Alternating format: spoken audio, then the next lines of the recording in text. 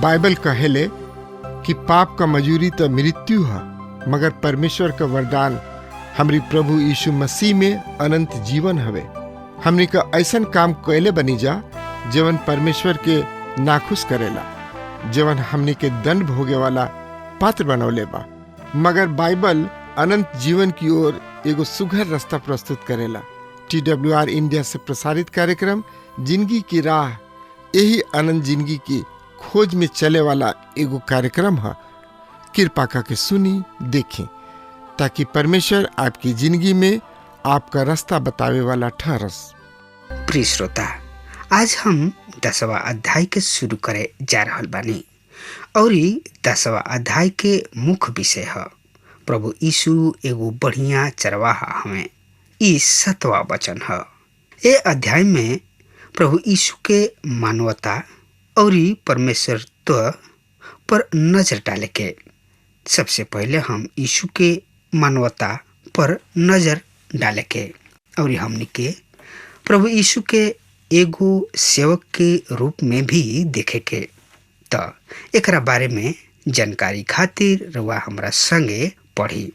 यूहन्ना रचित सुसमाचार 10 अध्याय 1 पद से लेके 6 पद में एह तरी से लिखल बा। सुनी, हम पढ़ रहल बानी।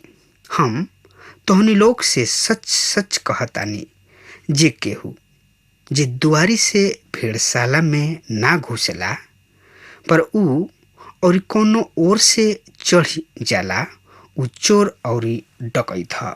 पर जे दुआरी के भीतरी घुसला ऊ भेड़न के सही चरवाहा ह। एहनी खातिर दरबान द्वार खोल देला और भेड़ उनकर आवाज सुने लिसा और ऊ अपना भेड़न के नाम लेके बुलावेलन और बहरी ले जाले। और जब वो अपना सब भेड़न के बहरी निकाल चुकेलन तो उनके आगे आगे चलेलन और भेड़ सब उनका पीछे पीछे हो ले लिसा।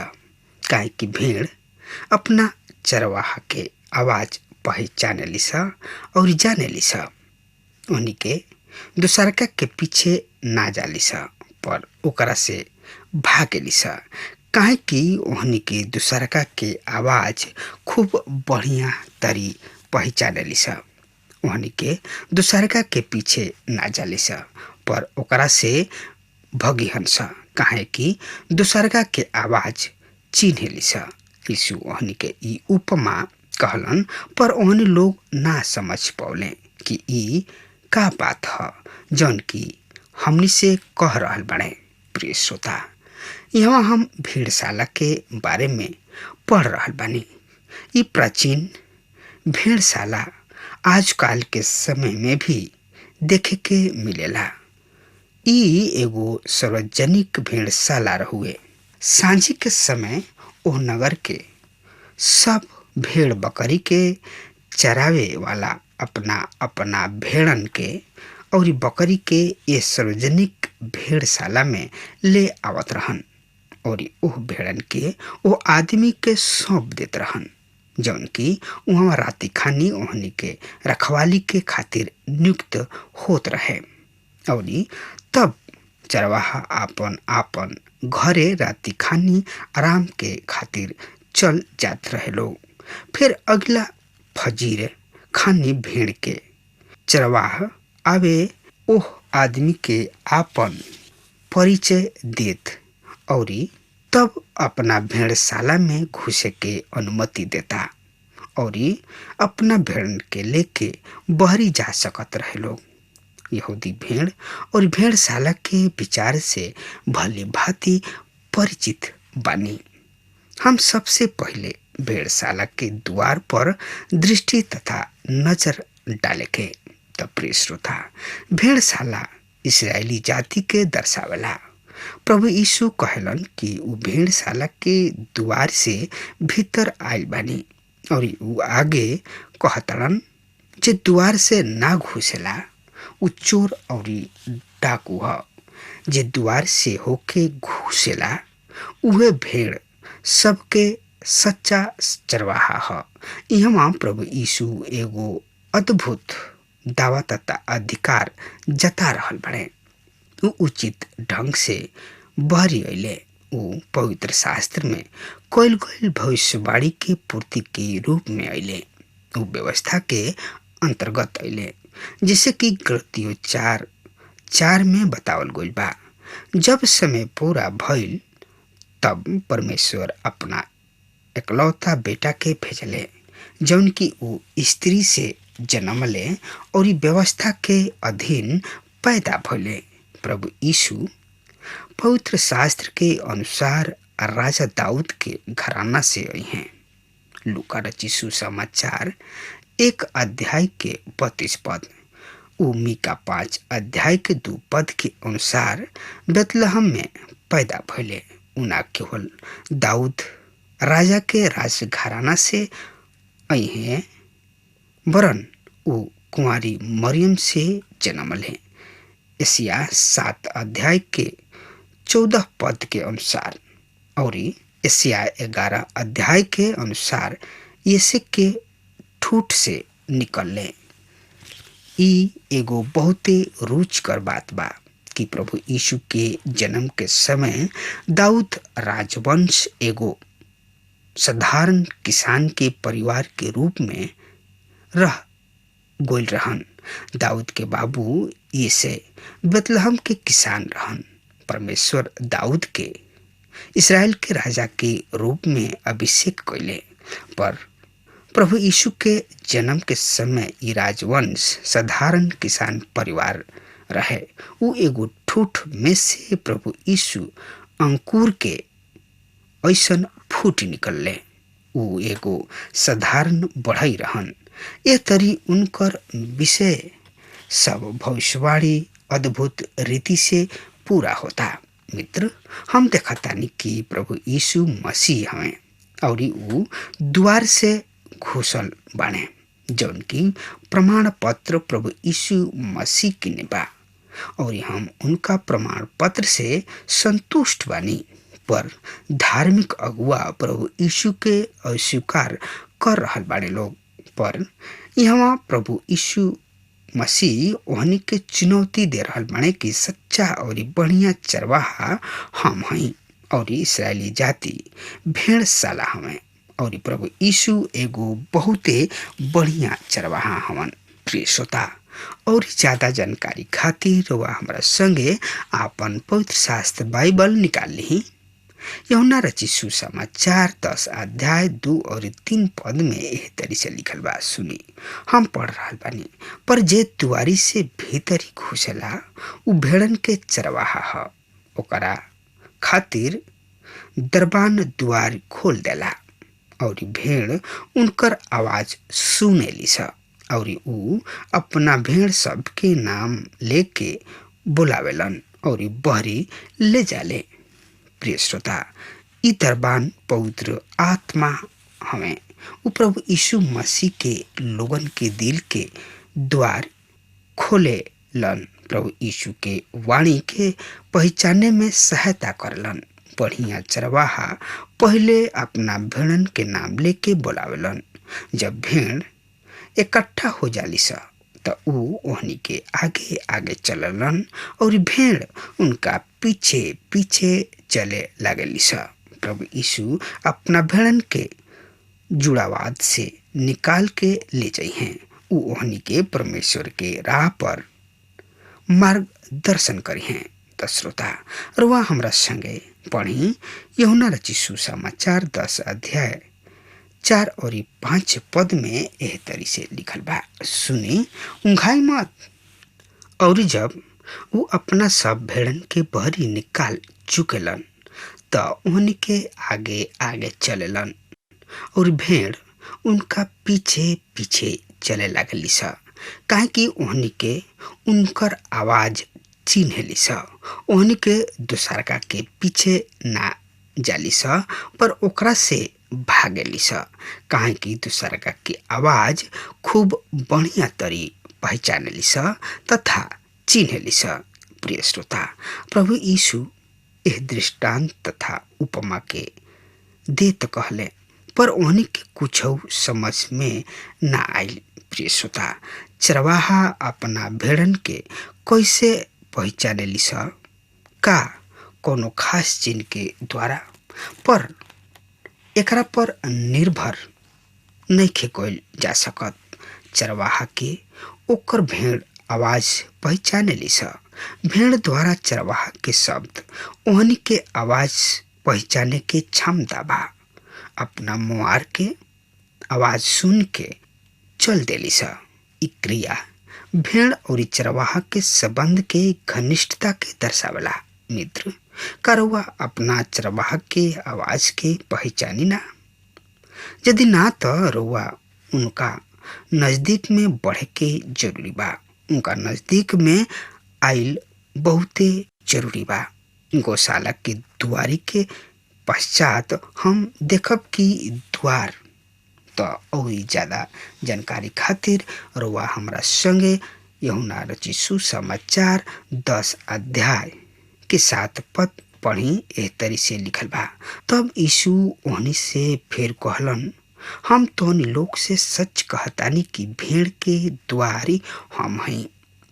प्रिय मित्र, यहाँ प्रभु यीशु मसीह एगो दूसर वृत्तांत तथा उपमा दे रहल बने। उ कह रहल बने, हम भेड़न के द्वार हम हई। प्रभु यीशु ओहनी के द्वारी हमें, जौन की इसराइली के अलावा दूसर जात सब में से घुसे वाला बने। जौना भेड़ के यहूदी भेड़शाला से निकाल दिहले स, ओकर द्वार प्रभु यीशु मसीह बन गइलन। तब यहाँ तीसर का कथन है, द्वार हम हई। 8 और 9 पद पढ़ी। एह तरी से ए अध्याय में लिखल बा, जवन लोग हमरा से पहले अइलन सा उ लोग चोर और डाकू रहन सा। ओहनी के सब भेड़ ओहनी के आवाज ना सुनली सा। द्वार हम हई। यदि केहू हमार द्वारा घुसी हैं तो मुक्ति पाई हैं और भीतर बहरी आइल जाइल करी हैं और चारा पाई हैं। प्रिय श्रोता, प्रभु यीशु भीतरी बहरी आवे जाए के द्वारी हवे। उ हमनी के बहुतायत के जिंदगी देवे खातिर अइले। चोर ए उद्देश्य से ना आवेला, चोर नाश करे के उद्देश्य से आवेला। तो आई सबसे पहले कि हमनी के प्रभु यीशु के चौथा कथन पर जाई जा। पहिल का है भेड़शाला के द्वार। प्रभु यीशु इस्राएली जाति के यहूदीवाद से बहरी निकली हैं। वो भेड़शाला से निकाले के द्वारी हमें। दूसर का है भेड़न के द्वार, जवन की यहूदीवाद से बिल्कुल बहरी बा। तीसर का है द्वार प्रभु यीशु यहूदी तथा गैर यहूदी सबके खातिर द्वारी हमें। वो मुक्ति के द्वारी हमें। चौथा का कथन है बढ़िया तथा अच्छा चरवाहा। तो और ज्यादा जानकारी खातिर वह हमरा संगे पढ़ी अपन पवित्र शास्त्र बाइबल में से यूहन्ना रचित सुसमाचार 10 अध्याय 11 पद से लेके 13 पद में एह तरी से लिखल बा, सुनी उंघाई मत। अच्छा चरवाहा हम हई। अच्छा चरवाहा भेड़ खातिर आपन जान दे देला। मजूरा जो ना चरवाहा ह उ ना भेड़ के मालिक ह। हुड़ार के आवत देख के भेड़ के छोड़ के भाग जाला और हुड़ार ओहनी के पकड़ लेला और छितिर बितिर कर देला। उ ऐसे भाग जाला कि उ एगो मजूरा ह और ओकर भेड़ के फिक्र नहीं खे। प्रिय मित्र, अब सवाल ई उठता कि प्रभु यीशु मसीह एक समय में द्वार और चरवाहा कैसे बन सकताड़न? हमनी के फिर भेड़शाला के सामने खड़ा होखे के होई। सही में भेड़शाला के केहू ऐसन द्वार ना रहे खोलल और बंद कल जा सके। फिर वो दरबान वो द्वार के राय के बीच राति खानी के समय द्वार बन के बैठ जात रहन। एह तरी वो द्वारपाल तथा दरबान खुद ही द्वारी रहन। प्रभु यीशु मसीह ऐसे कहताड़न कि द्वार और बढ़िया चरवाहा हम हई। वो खुद दुआरी हमें, वो द्वार पाल हमें, वो दरवाजा भी हमें, वो दरबान भी हमें। वो अपना विश्वासी लोग के बचावे वाला हमें। वो हमनी से आपन रक्षा ना करवावे चाहलन। वो एगो अच्छा चरवाहा हमें और भेड़ सब के बढ़िया से बढ़िया खाना देले। पवित्र शास्त्र बाइबल में यीशु के परमेश्वर के मेमना कहल गइल बा। अब रउआ कहब कि जब वो चरवाहा हमें तो मेमना कैसे हो जाइ हैं। यूहन्ना रचित सुसमाचार 1 अध्याय 29 पद में बतावल गइल बा कि ऊ परमेश्वर के मेमना हमें जौन की जगत के पाप के उठा ले जाले। प्रिय मित्र, उस सड़क से पृथ्वी पर अइले और हमनी के ऐसन बन गइलन। हमनी के जौन की भेड़ हई जा, पर ऊ चरवाहा भी हमें। जब ऊ मेमना हमें ई उनकर मानवता है और जब ऊ चरवाहा हमें ई उनकर परमेश्वर तत्व है। केवल प्रभु यीशु ही हमनी के बचावे और हमनी के उद्धार करे के योग्यता रखेलन। कोनो दूसर आदमी हमनी खातिर ई सब कुछ नहीं कर सकत। वो सिद्ध मानव और सिद्ध परमेश्वर हन। तो एकरा बारे में साफ साफ जानकारी खातिर रुआ हमारा संगे अपन पवित्र शास्त्र बाइबल निकाल लेहनी। हाँ, तो ओहमे देखी यूहन्ना रचित सुसमाचार 10 अध्याय के 14 और 15 पद में यह तरी से लिखल बा। अच्छा चरवाहा हम हई, जैसे बाप हमरा के जानताड़े और हम बाबू के जानतानी, वैसे ही हम अपना भेड़ के जानतानी और हमार भेड़ हमरा के जानताड़ी सा और हम भेड़ खातिर आपन जान देहिना। प्रिय श्रोता, हम यहाँ एगो सुघर रिश्ता के देख रहल बानी। ई एगो अत्यंत महत्वपूर्ण तथा खास विषय है। प्रिय श्रोता, आज एगो बहुते बरियार भीड़ के ऐसन देखले बानी जवन की भीड़ ईश्वर सबके उपासना करेले, जवन कि ओहनी के ईश्वर ना ही अपना उपासना करे वालन के जानेले और ना ही ओहनी लोग के एकर ओहनी लोग किने कोनो ठोस सबूत तथा प्रमाण नहीं खे। पर यहाँ प्रभु यीशु मसीह कहलन, हम अपना भेड़ सब के जानतानी और भेड़ सब हमरा के जानताड़ी सा। प्रेरित पौलुस फिलिपी 3 अध्याय के 10 पद में इच्छा आदमी करलन कि हम यीशु के और उनकर पुनरुत्थान के समर्थ के जानी। प्रिय मित्र, यीशु के जानना के अर्थ उनका से प्रेम कइल ह। यीशु मसीह के जानल हमनी के प्राथमिकता होके के चाही। दूसर शेष बात दूसरा नंबर पर होके के चाही। करवा प्रभु यीशु के आवाज सुनी ना। करवा अच्छा चरवाहा के जानतानी। ई ऊ चरवाहा हमें जौन की भेड़ सब के खातिर अपन जान देवे के दावा करेलन, अधिकार रखलन। हाँ, तो प्रिय श्रोता, अगर बढ़िया चरवाहा के रोवा अबही तक नहीं खींचन ले तो रउआ कान खोल के सुने ली। अच्छा चरवाहा प्रभु यीशु मसीह हमें। उनका से बढ़ के केहू बढ़िया चरवाहा ना हो कि अपना भेड़न खातिर चिंता करे, अपना भेड़न खातिर परेशानी में उठावे, अपना भेड़न खातिर जान दे। ऊ के ह?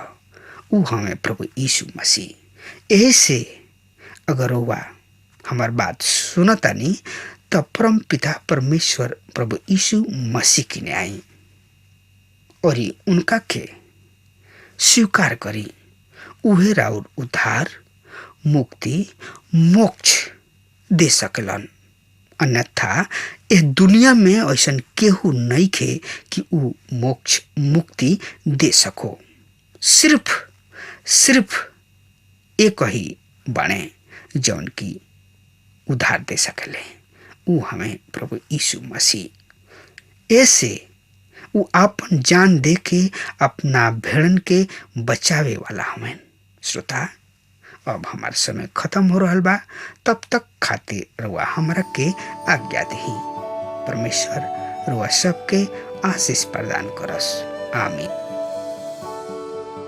हमके विश्वास बा कि ई कार्यक्रम आप सब खातिर फायदेमंद सिद्ध भइल हुई।